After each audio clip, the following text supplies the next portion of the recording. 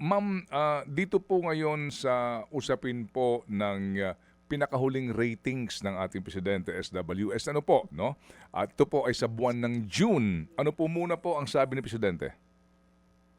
Una-una po, siyempre po natutuwa, pero ang sabi niya po sa amin ay kahit ano pa po ang numero ng mga survey, hindi po kasi siya maaapektuhan kung mababa, mataas. Siya po talaga ay tutok lamang po sa trabaho. So kung nakikita po ng taumbayan yung kanyang ginagawa, masaya po.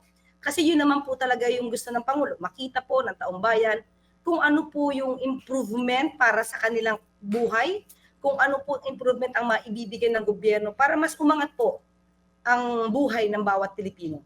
So, it will not matter po on the part of the President kung mataas, mababa sa survey. Pero salamat po kung napapansin po ng taong bayan ang kanyang mga ginagawa sa ngayon.